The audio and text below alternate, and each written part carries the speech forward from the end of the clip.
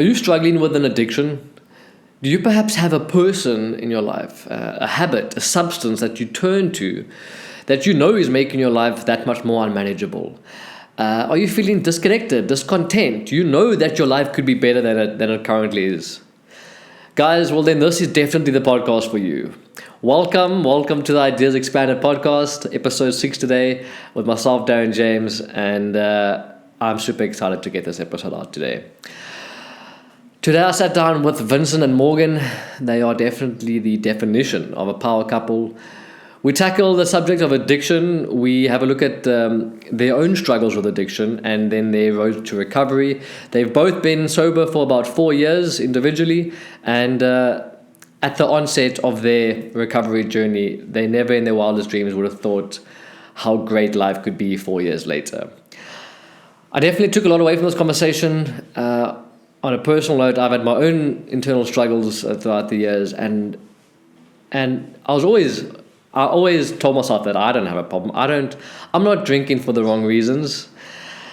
We need to look at the why. That's what I took away from this. We need to look at the why we're using certain substances. Why are we turning to those behaviors, and why are we turning to those perhaps toxic people?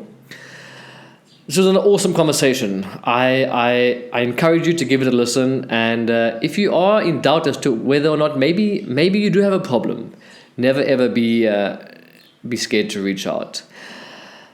Morgane is the founder and owner of Liberty Home, which is a secondary facility rehabilitation center where they help recovering addicts. Addiction is such a wide topic that it's something that I think applies to a range of areas in life. Guys, I encourage you to give it a listen. Let me know what your thoughts are, and I'm super excited to delve into this one. So let's get straight into it, and we'll see you on the next one. Cheers, guys.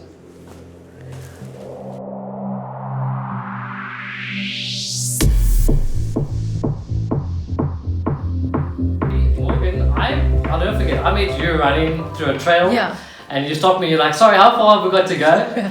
And then you also ran that same trail that day, and I realized afterwards that you guys were together. And then your girlfriend passed me, and I was so angry. I'll never forget that. Yeah. It's like, who's better than me? She did do well that race, so that's how I met you, and Vin, I kind of knew you from the area growing up. Mm-hmm. We had mutual friends. I always knew you as the party guy, but we weren't close mates by any stretch. And then obviously I got to see that you changed your life and become sober and whatnot, and the rest is history. I want to delve in that today, a bit of your story, and then Liberty Home, Morgane, that you're involved in. But can we start with your story? Sure. And a lot of people, including myself, don't actually know the ins and outs of your struggles with addiction, and start at the beginning there. Cool. So actually, funny enough, while you're speaking now, I just realized that one of the first times I think I'd met you and your group of mates was actually you guys were chasing me and my mates on some scooters to Muras. I actually think that was a... Really? Yeah. And we lost you guys through a park. I don't know if I'm going to say names on the podcast, but in any case, it was one of those, and that was kind of like the start of my... my journey into addiction in Tableview. Good old Tableview. Yeah, good old Tableview. But in any case, I grew up in Botswana most of my life. I think now, looking in hindsight, I always knew I had an issue, right? I think that issue wasn't immediately obvious that it was substance or alcohol. It was me. I was the problem. But it's harsh to say that I was the problem when I didn't know any of the solutions or the tools on how to handle, those feelings and emotions that I was feeling as I was growing up. So from my earliest memories, I was a very scared individual, very fearful, very anxious, of no clear indication as to why. It's not really, I suppose, how it matters I get there. It's like I have what I have now, and how do I make the best of what I have? But I think my I don't want to say conclusion, because it's always evolving as to why I landed up the way I did, was I was very competitive when I was young. I was racing motocross. There was this huge pressure as a young child to sort of perform, and if I didn't perform, there was no what do you call it? There was no affirmation. Yes, appraisal.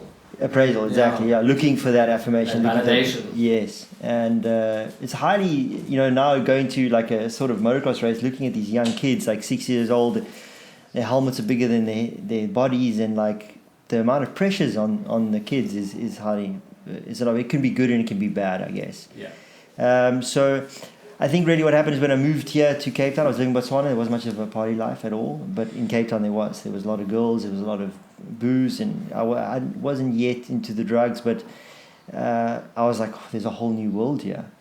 So I'd always had this identity as being Vincent, the motocross rider, my whole life. Okay. That's who I was, that's what I did on weekends. People at school knew me like that, friends of friends knew me like that, my parents and their friends. So when I came here, I kind of started shifting from, as you said, Nana, like that, into that party guy. So I'd found a sort of a character that made me feel fearless. I didn't have anxiety. I didn't worry about tomorrow for short stints of time when I was drinking. Yeah. And there became the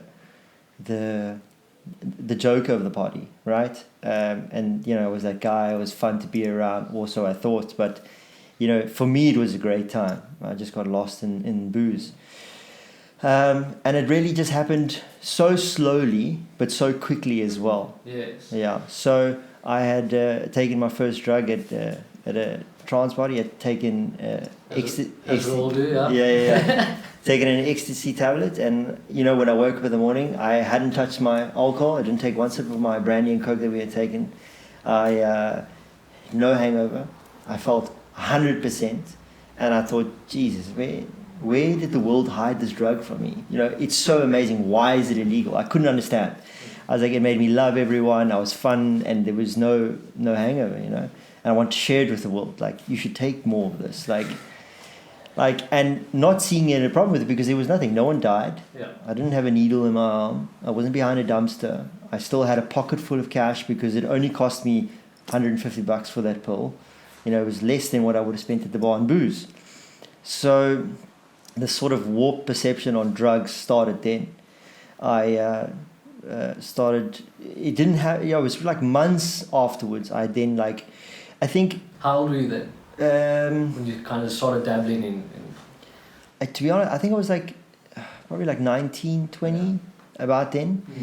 And I think also when I hear a lot of people say that obviously weed is a gateway drug or whatever, but I don't necessarily believe that to be true. But what I do believe is that you remove the fear of drugs, right? So I take in a hardcore drug, ecstasy, now in my mind I had removed that fear. So I was open to try anything else. Yeah.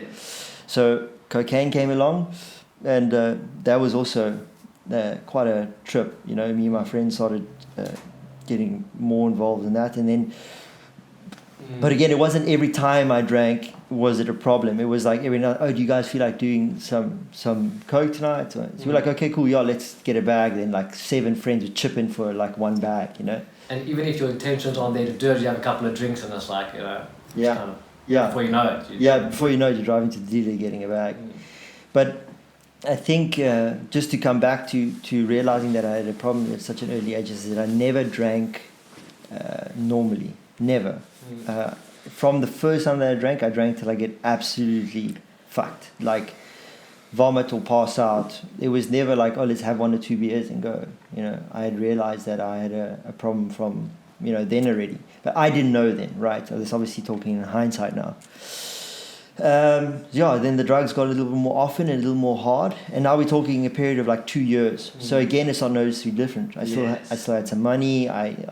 My folks, I don't believe, knew immediately. Yeah. My friends groups were all doing it, so it was the norm. And it's so insidious. It happens, like you say, so slowly. Yes, yeah. Because always, what I had been taught about drugs was that it was going to happen, and my life would be ruined. It would be done.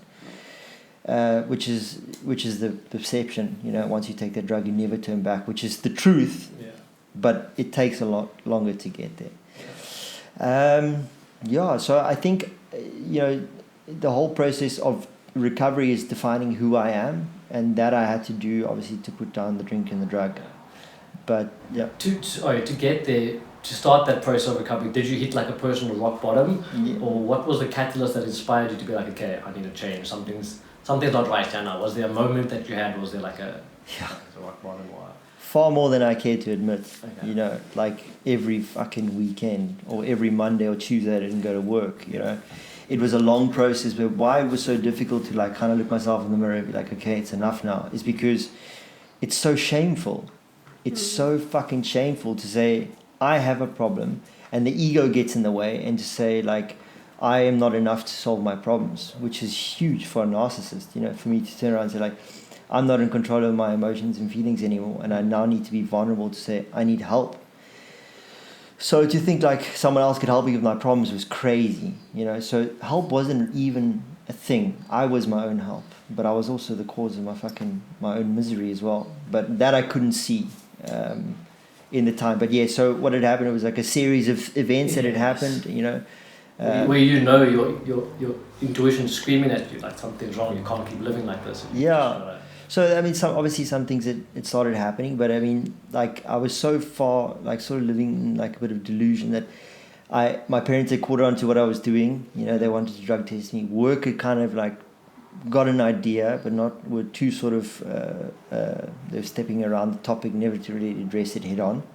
But I mean, for the most part, I was living in such paranoia. I used to wear 2 pairs of boxers, and I used to always get friends to piss in a condom for me, clean a condom out, let them piss in the condom, and then keep it in between the 2 pairs of boxers so that I would be able to keep the piss warm, so that if anyone had to ask me to pee, you know, I could piss test and I would pass.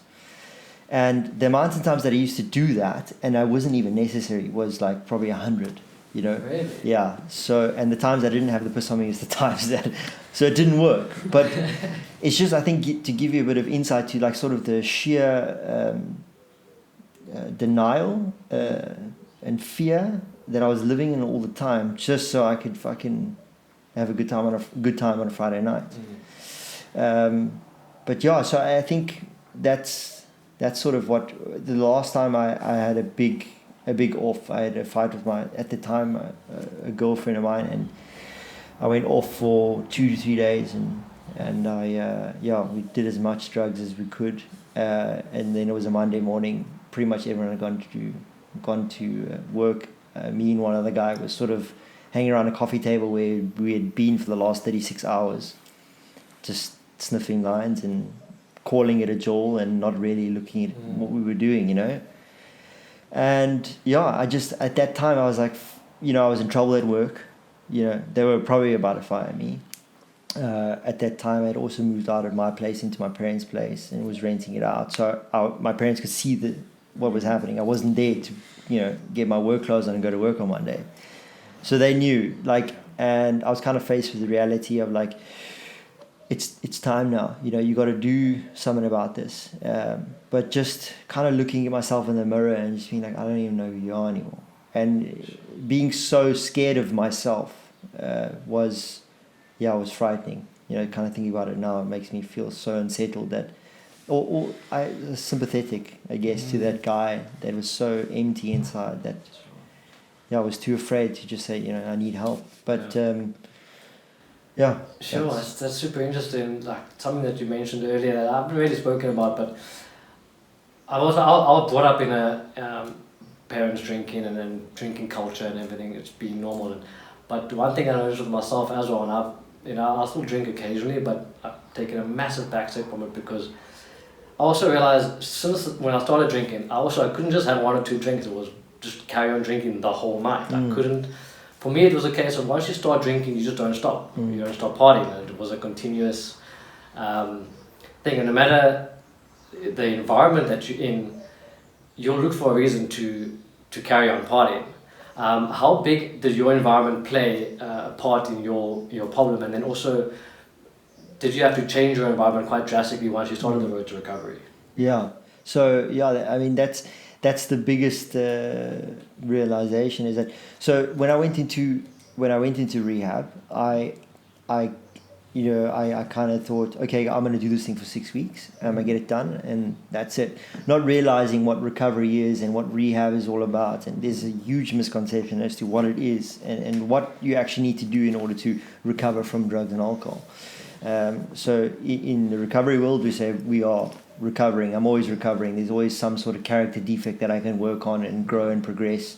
It's sort of a spiritual approach to life. But at that time, I thought, okay, cool, these guys are going to come here. They're going to teach me how to use and drink normally, you know, and then I'm out of here, you know. And I was sitting next to some people in rehab where they had said, you know, they had fucking sold their TV and where they were injecting.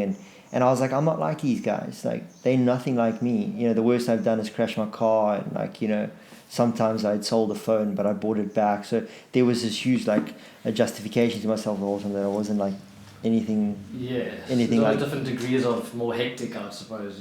Yes. People are more hectic. Yeah. You can kind of. So obviously, life in recovery sort of asks you to look at the similarities, not to look how you're different from everyone else. So yeah, I think I went off a little bit of topic there. No, that's 100%. Morgane, I have to delve into the Liberty Home a bit. So I want to bring us together. So you started recovery at the rehab program. You had your own rehabilitation center, secondary facility. Yeah. Can you tell us a little bit about that? And also just touching on, you've obviously had your own personal struggles with alcohol, and then how you guys actually met and sure. where you come into Vin's life. So I started, I'm from Belgium. Yes. And obviously I think what's important to mention here when I listen to Vincent's story is that, and then I listened to what you said, that you grew up in a family where drinking was normal and etc. And I have a different story, you know, like I grew up in a family where drinking was not the normal, where there was nothing that came short. However, there were some feelings that I could relate to Vincent and that I can relate to you, why I started to drinking, why I started to take drugs, why I started to restricting food. I think this is what I want to touch base on, is that, you know, everything was absolutely fine, but then I definitely had that competition mindset as well, as Vincent had. Mm-hmm. And it started for me with an eating disorder.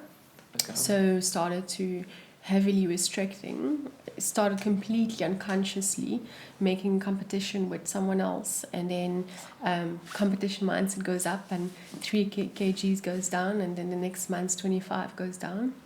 And I think this is, we're looking at 14, 15 years old. This is where I developed the behavior of addiction, where it changed me. Where I was a very open, social young lady, and I became withdrawn. I started lying a lot. I started manipulating a lot. I started hiding a lot. And these kind of behaviors I'll later do with booze. I will later do with cocaine. I will later do with intimacy. Mm-hmm. So I think the behavior of addiction started heavily around that age. And sorry, the eating disorder, I'm just trying to, I don't have much insights on that. Yeah. What is the catalyst for that? You said the competition drive, is that true? No, I think that's what started it. Okay. But I think if I look at eating disorder and if I look at today, it's all about control. Okay. It's about how you lose control of yourself. So you find something else to control. And you really think, obviously this is where the denial kicks in, but that you're now controlling, you are in control because you can control your food, right? But it's the same thing, like you lose control because you're not eating. Same thing as like you really think when you're going to have that one glass, I'm only going to have 2, but then you lose control and you have 36. So, and I think eating disorder more than any other addiction is about control. And I can still see it up until this day because I have an eating disorder and I'm an alcoholic and I have an intimacy problem. I think today I struggle the most with my eating disorder. Wow. Because with that one, I can't say I can just not eat. You know, you need to eat balancedly 3-4 times a day, which is very hard for someone like Vincent and I. Balance is not really in our vocabulary. You know, it's all or nothing. Yes. Yeah. So then slowly but surely from eating disorder it graduated to drinking. Same thing as Vincent, like started to drink and suddenly all these breaks that I put myself on for my eating disorder were faded away, and it gave me an amazing feeling. Started to drink more and more and more, and then the guilt comes. And then in order to deal with guilt, you have 2 options. Either you deal with it healthily or you continue that vicious circle. Yes. And then you find other ways. And when my whole childhood up until recovery was like a piano, you know. You sometimes it would be the booze very hectically. If my parents find out, then I would stop drinking, and then I would heavily become bulimic. If it wasn't bulimic, if it wasn't the booze, I would fall madly in love with a man. After 24 hours, he was the man of my life. But that was, again, it's an escape. It's an escape because you're dealing with internally discomfort, and it's always easier to find it in someone else or in something else. And unfortunately, at addiction, I mean, we can talk about it a bit later, there's obviously the chemical dependency that can kick in. And not everyone goes as far as being chemically dependent. And I really hope that a lot of the guys do stop before they become chemically dependent. Yes, that's one thing I realized. Addiction is a very broad topic. Yeah. It's not just about substance, Sure. alcohol, or drugs. Sure. I mean, I was having a look at your website, for instance. I was looking at things like you said, intimacy disorders, eating disorders, gambling. There's a whole range of different things that people can become essentially addicted to. Yeah, I think that's also. We was chatting to someone else earlier on this week, and often we check between the two of us because we both in that thing, and it's our job as well. So. And, you know, addiction is very difficult. There's no such thing as a pill. And there's no such thing as, okay, these are the symptoms of addiction and it's all the same for us. Look, we are the same, we have the same, but our stories are completely different, right? Yeah. So someone asked me, what is the cure of addiction? And I think at the moment I'm looking at the moment you distance yourself from the substance, you can start to find a solution.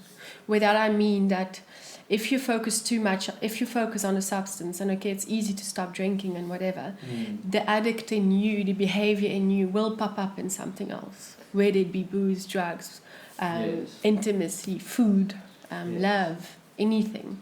So the moment you detach yourself from the substance and you look more internally in your behaviors that lead you to drinking, I think this is where success leads in recovery. Definitely. It's something that stuck out to me on your website, and I was just like, wow, that just like punched up. It was something like addiction breeds in isolation, or addiction.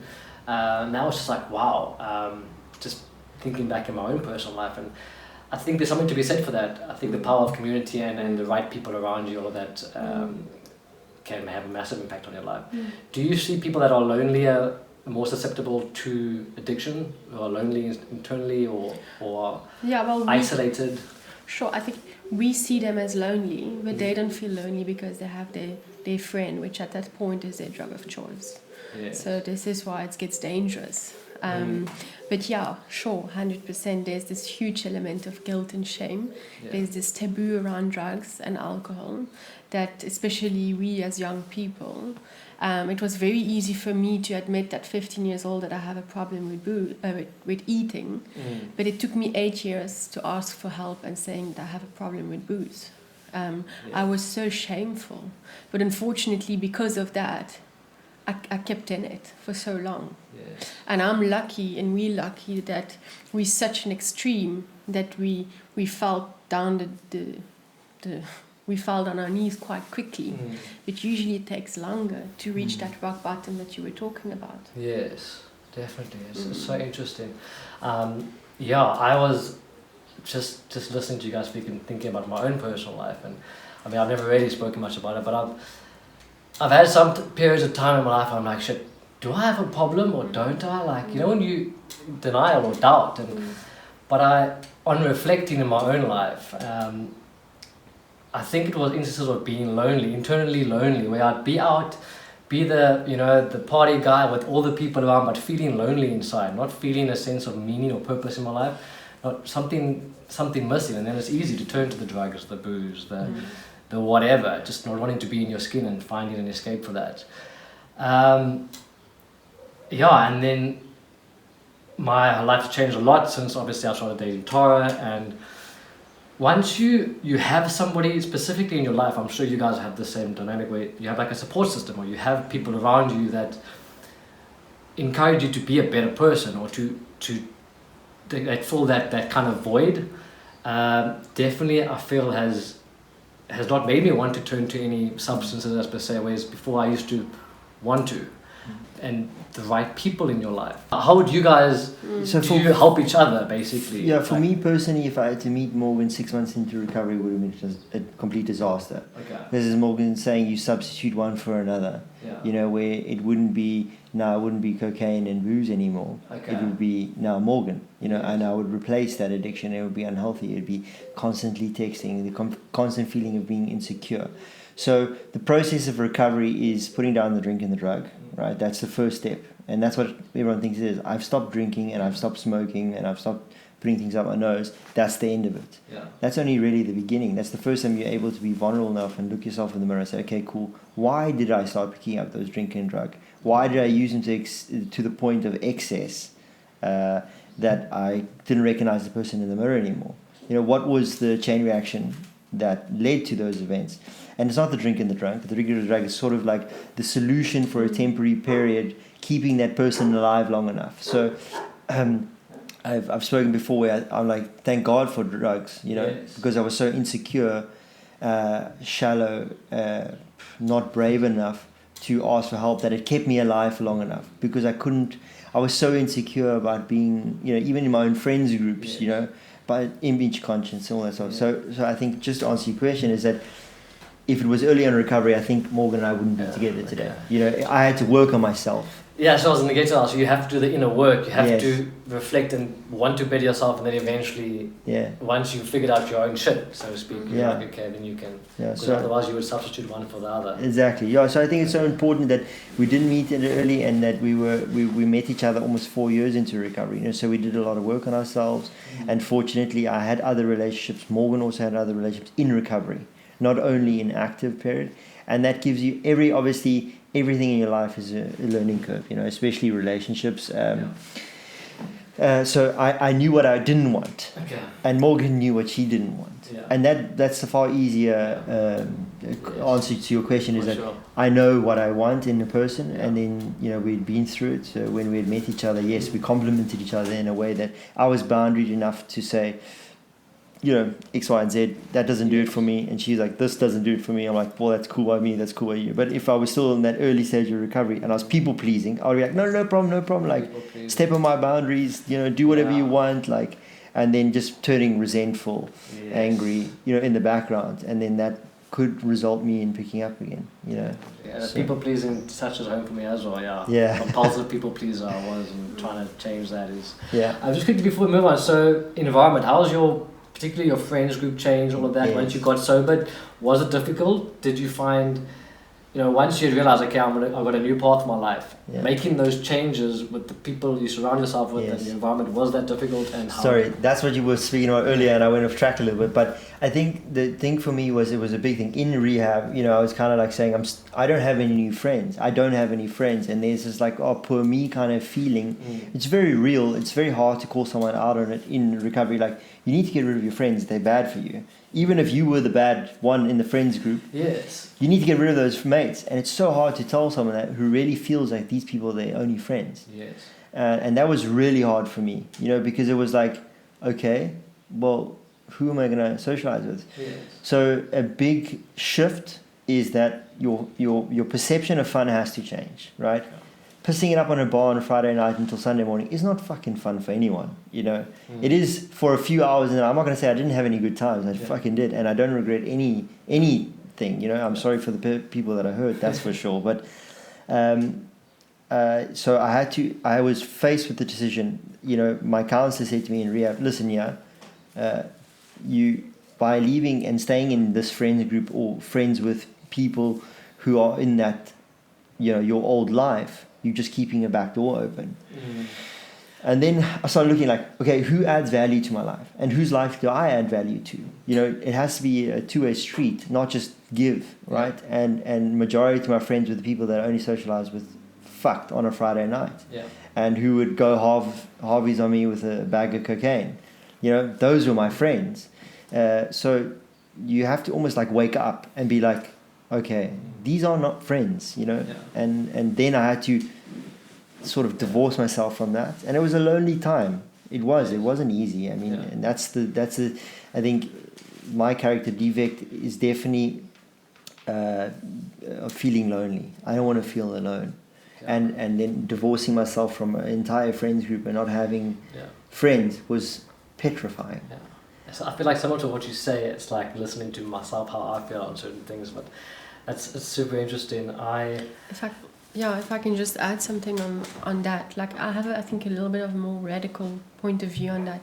I often say to my patients, and that's really what I believe, is you don't have to change anything except everything. And it's really, if you want to succeed in recovery, that's really how I see it. And it's going to be very shit in the beginning and very hard, but it's going to come to a point where it's better than before. And that's a promise. But if you don't gonna change drastic, you cannot, I'm convinced, and it's not scientifically proved, but I'm convinced that you cannot live a life happily in recovery by going back from where you come. It's too hard. It is too hard. Yes. And I think this is, as young people, this is our only way where we are favored than older people, is that we are able to change our lives, and to drastically change people. When I have patients coming in and they're 50 years old and 60 years old, I can't say to them, you have to change your entire life.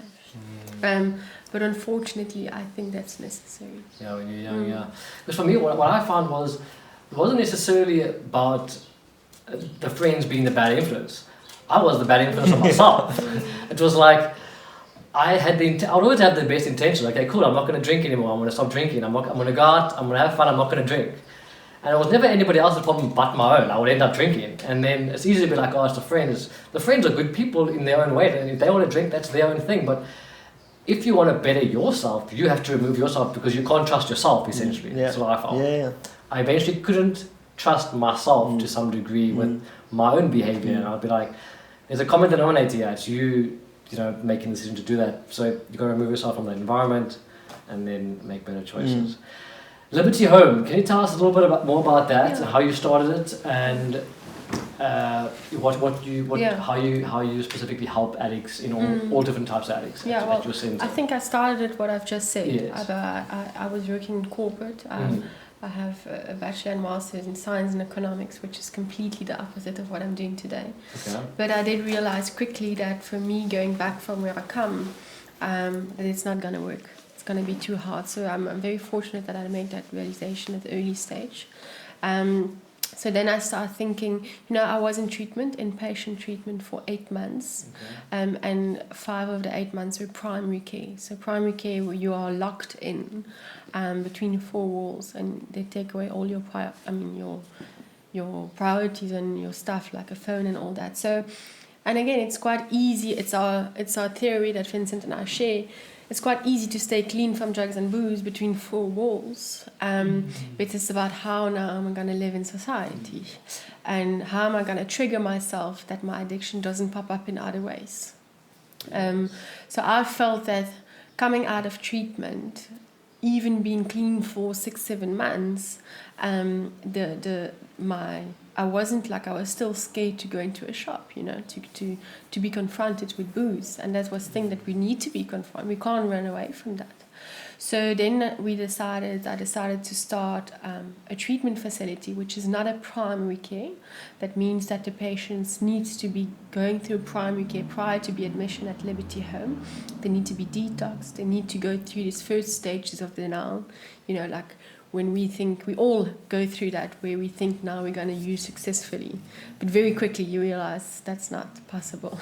So, and then after that, once they've done that, they can extend their treatment and then come into a facility like Liberty Home, where we call it a secondary or tertiary care. And by us, it's a mix between, there's still therapy, there's still individual counseling for trauma work, etc.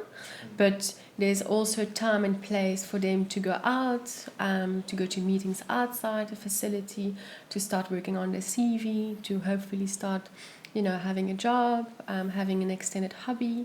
Because our motto a little bit is, I didn't talk myself into addiction, so I can't talk myself out to addiction.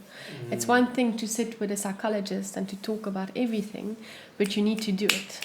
Yes. Like I became an alcoholic because I did that very often, and that's action. So in order to succeed in recovery, you also need to put action into place. Sure. So this is what we learn in Liberty is, you know, the guys, they need to do volunteer work, they need to either have a hobby, an extended hobby, study, or a job, and then they need to go to meetings and do the uncomfortable in order to get out of that space.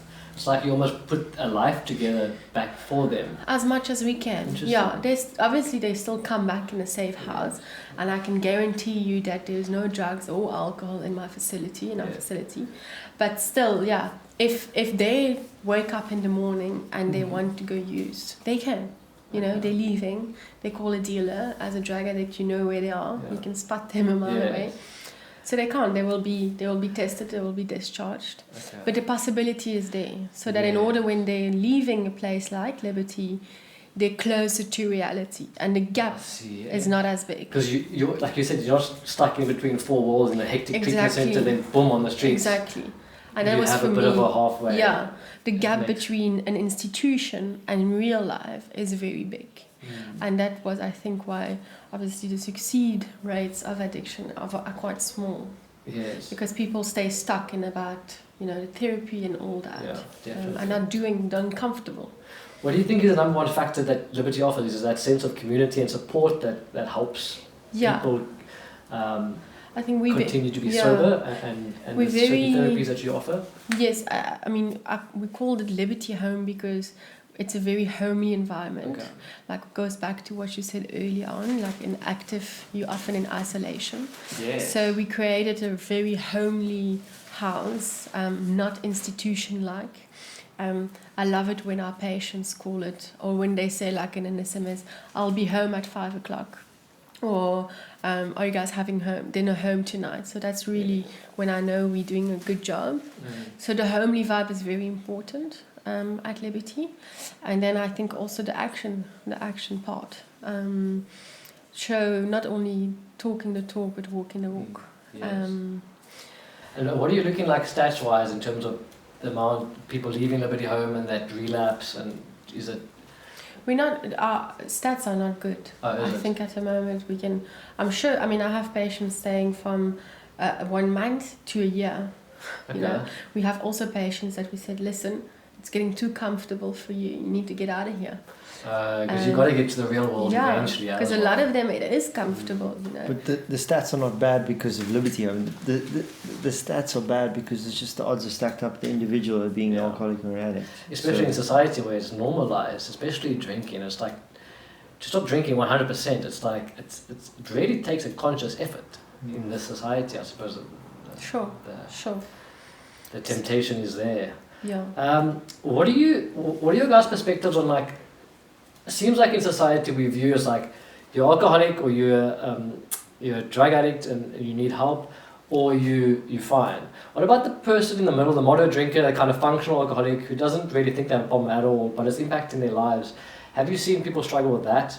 And where would you draw the line? I mean, how would somebody who occasionally drinks all the time, doesn't think they have a problem, but it really is affecting their life, where would somebody admit, okay, sure, I need to maybe take a look at my life and be like, okay, hang on, what? Yeah, I think I have one sentence answer on that is when you realize why you're drinking, and that's where the line lies. If your motive for drinking changes, and if your motives for drinking are not good, and if your motive for drinking is dealing with these uncomfortable feelings or numbing them, I think it's getting very dangerous. So, and that was the same thing for me. And it started all cool and well, and we had lots of joy. But suddenly my motive started to change, and this is where it hits. Yes. So that's what I also tell the guys often. Like, when they're like in that in-between phase, they can still manage. Yeah. They can still have a job. They're on the verge. Yeah. Then I'm saying, why are you drinking? Not how much you're drinking. It's why you're drinking. Okay. And then, either then they wake up there, or it goes very quickly. Such as for me, I didn't stop there. I became chemically dependent. I had to drink 2 bottles of vodka a day. Yes. In order to survive. Wow, okay. Yeah, but that's, I think, the line with me. Yes. And it's the line where today is the same thing in recovery. We were talking about motives, like what it's with everything. Yeah. I need to question myself up until this day, and I'll have to do it for the rest of my life. Is my motives for doing stuff? Is my motive for dating Vince? Is that because I want to fill that void? Is that because he's an incredible man? It's not, you don't just get to the answer, it's a constant. Yeah. Constant. Option 2. Yeah. I think, sorry, I think the thing is in a South African culture as well, it's almost normal. Yeah. You know, and I know also a Belgian culture, they drink more than the Irish, you know. And I think for us, it's so difficult to understand someone who's in pain and who needs help, because it's just normal. It's like, man up and deal with your fucking issues, like, or don't bring your issues to me, or. And that's obviously the spiritual outlook in life is just to be vulnerable and open and understanding. And it's not airy-fairy. And it's not, you don't have to live in the mountains to go and be vulnerable with someone. You can have just a conversation like, hey man, I'm really struggling. Yeah. And I'm struggling with work. Today I had a fight with my partner or my boss, and it upset me, you know. But it's almost like we have to be this image, this certain toughness and roughness.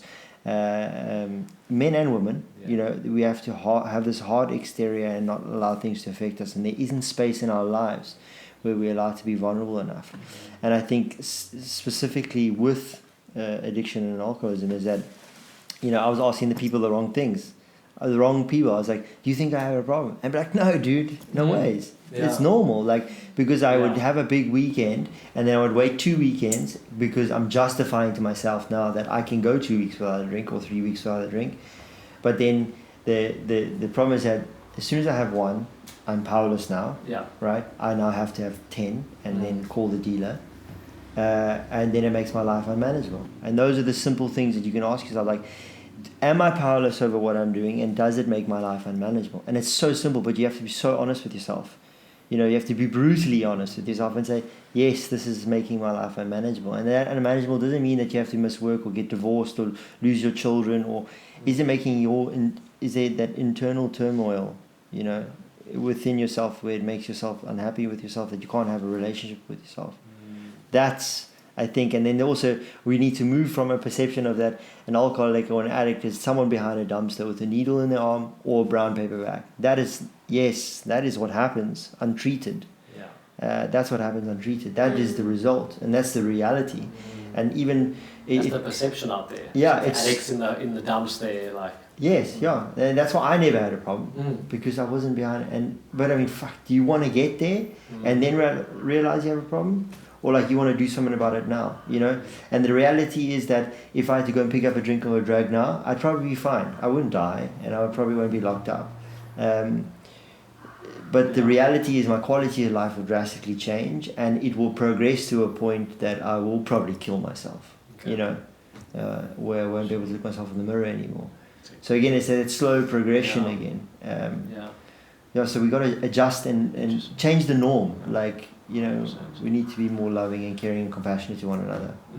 And you touched on the spiritual element there earlier. I was just thinking, are you guys both you've done the 12-step program? Is that correct? Is that part of your rehabilitation process?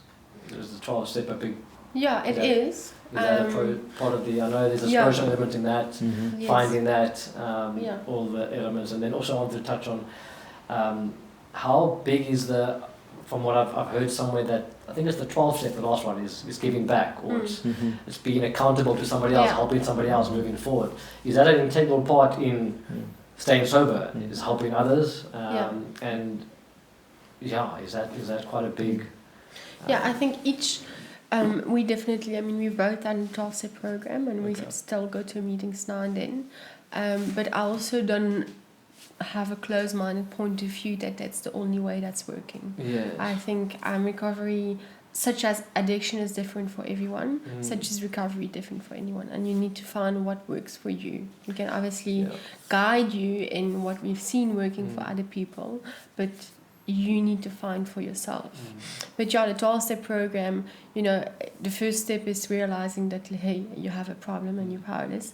And then step 2 till 12, it's only about, again, how am I going to fill that void in a healthy manner? Okay. And because we're addicts and because we have that addiction in us, you know, there's not much options left. So Yeah. we need to look at something bigger than ourselves, something spiritual. Yeah. So I think this is what the program teaches us. And then, like you said, 12 step 12, and that's definitely what works for me, and why I'm so grateful to having a job like working at Liberty, is that it's helping another. And it's realizing, that's also because, again, element of shame and guilt. You talk to someone that's been through it, Yes. and it's the hashtag me too, but in a positive way. You say, yeah, I drink 1 bottle, oh cool, I drink 2, Yeah. chill, and this is how you start talking. Yes. So helping other people keeps me clean, and helps them as well. So that's a huge element for my process. Definitely. And I think we all need that, For sure. even if it's just to relate to someone or something. So yeah, the 12-step program is fantastic. And the basis of the 12-step program is one addict helping another. That's what's based It seems on. to be the cornerstone of the process. It seems to be quite... Because there definitely is meaning to be found in that service to others and helping and being able to make a difference in somebody else's life. I'm sure I think you mentioned to me people reaching out about your sobriety and asking, and being able to help others, I'm assuming, inspires you to continue with being sober and on that path. And like you also said, that accountability is very important. And if it's only like one person you can be accountable to, because if you have done that, you fall back into that isolation, which it's very lonely in the beginning. I mean, I felt extremely lonely in my early stages in recovery. I think you can relate to that feeling, because suddenly, your whole life is based on using, and now you need to leave your best friend, which was my bottle of vodka, which is your line of coke. You need to leave that behind and everything what's around it. So you have these huge feelings of loneliness that pops up. Sure. So in order to deal with that, you need someone else. Yeah, and to be vulnerable. Vulnerability seems to be key. Being able to be vulnerable. One other thing that interests me, I chatted to a guy around the podcast with him, and he was chatting to me about how cannabis changed his life completely, and it helped him with things like depression, anxiety, all these things. And what is your perspective, I'd say, on plant medicine specifically helping people with addiction? All these people go into ayahuasca, all these things, or heroin addicts, and next thing they've changed that. It's the only thing that's worked for them. Or there's certain psilocybin in mushrooms that they do massive testing on that's helping people with massive mental problems, anxiety, and there's certain, I'd say, drugs, or what's been classified as drugs, that are helping people with real addictive problems. What is your guys' perspective on that, and do you think there's some beneficial mind-altering substances out there? I think like immediately as soon as you start mentioning it, and I've heard many podcasts as well, talking about the ayahuasca and the mushroom sort of, and even, what was the other one? It was like CBD 5. the CBD, but also the ecstasy kind of thing. The MDMA. Yeah, MDMA. Yeah, they're doing the trials with that. Yeah, there was like treatment through that, and there's healing in that process. And again, it's like what Morgane was saying, is like, why? Why are you taking what you're taking, and if it's going to add purpose and value to your life through that process, and it's not going to become addictive and ruin your life, fuck. I mean, I'm not against anything. Like, I mean, I'm not against alcohol. I'm not against drugs. I think I don't know what the statistics really are, but I think 70% of the population kind of use normally. 20% are abusers, where they're not quite addicts, but they can jump into the next 10%, which is addicts and abusers, and they can go from addict to abusing and then realize, fuck, I've had a bit of it, and then they go back into the 70%. But addicts remain addicts, until they seek help. But I think, so just as you start speaking about that, in the back of my mind, I'm thinking like, fuck yeah, like I can get off my face, like, which is the wrong reason to be taking it. So I don't know if I could ever reach a point in my life where I could be honest with myself, knowing that I would go through that process for spiritual enlightenment. That's what I was gonna touch on. I think a lot of people just lack a general sense of connection, a sense of spirituality, a sense of, call it what you want, connection to God or whatever. And maybe that mystical experience from a deep psychedelic trip or whatever makes them realize, hang on, there's a bigger picture here, and then start looking inwards in yourself and sort yourself out. Maybe it sparks that want to change yourself that ultimately gets you sober. I don't know, that's my perspective. Maybe it's... Yeah, I think we in what we're doing, so you have different kind of like stages you are in addiction, and There's people that are in a stage where they want to make people aware, and they are anti-alcohol, they're anti-drugs, they're anti-everything. We are mainly solution-based, and there's a lot of people out there that needs help, and we will provide for the people that needs it. So whatever works for someone, or whatever, I know what has worked for myself, but if the psychedelics for them work, and if that for them work, that's fine. I won't be against, and I'm not that one that will say, yeah, if you are drunk once a week, you have a problem with alcohol. I won't do that, because it's a problem when it's a problem. This is why the DSM-5 say it's a substance use disorder. So it's when it's a disorder that we have a problem. Yes. And if it isn't a disorder, there's people that can drink more than me, and that, they are perfectly fine. Well, so be it, Happy for you. That's the thing, ultimately every individual is so different. So, exactly. And that's what I liked about seeing on your website, that you tailor your programs for each individual, because you can't just one size fits all for everybody. You can't just categorize them. So especially it's not an addiction. Completely specific to that individual. Yeah.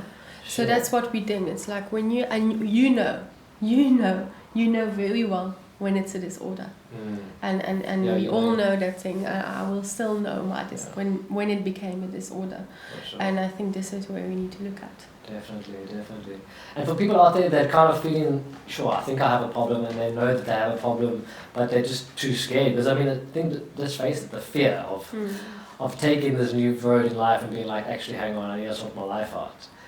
It's almost easier just to stay in that lifestyle. What would your message be to those people who are, they know they need to sort this shit out, basically? Anything that you found that's... I won't give a message. No, I won't, because it won't work.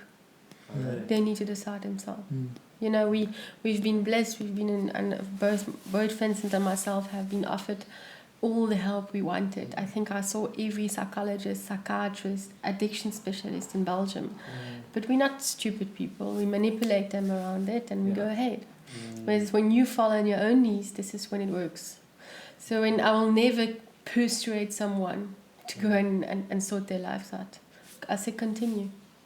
You'll get to that point. Amazing. And then it's working. Yeah, I have a bit of a different perspective. I think like it's obviously to the individual, but if someone has a problem, it's obviously just important that they're completely honest with themselves, and they know that it's an issue, and it's that their lives are falling apart, or they just can't progress in their lives anymore because of a substance or whatever. And then also know that just as you started doing drugs and alcohol, you start finding those friends. As soon as you start drinking, you start finding this whole new world of people that drink. Yes. And you're like, oh fuck, and then you find then there's a small group that starts doing cocaine, and then you go off, and then you find, oh, everyone does cocaine. Yeah. The recovery process is the exact same. Is that when you think that what are you going to do on your weekends, who am I going to socialize with, what am I going to do with my life other than drink and have fun, it changes. But as soon as you take that deep into recovery, there's this whole world out there that sort of changes, and my life has so much more meaning than a bar on a Friday, or a trance body for a weekend, or and as soon as you realize that is a big shift in order to recover. But you got to be honest with yourself. For sure. And how much better life becomes when you're sober. I followed I think it was called 1 Year No Beer page. I forgot the guy's name who started it, and people were giving their stories about being a year sober, and I'd read these stories and I'd be like, the way the people would describe how good they feel and how their skin's better, how they're feeling, their energy levels, everything, because you can kind of drink moderately and you just don't realize how shit you're generally always feeling. But that feeling of prolonged sobriety, what I'm getting at with the question is what has been your best thing being sober, what has been the best thing for you guys being sober in terms of lifestyle-wise? Just overall. Well, I'm extremely grateful for drugs and alcohol, because obviously it gave me a recovery, but also gave me Morgane.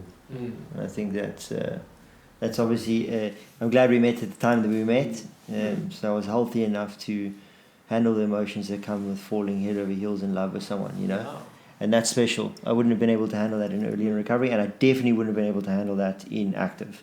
Yes. I would have ruined something that is beautiful, and that's my relationship with Morgane.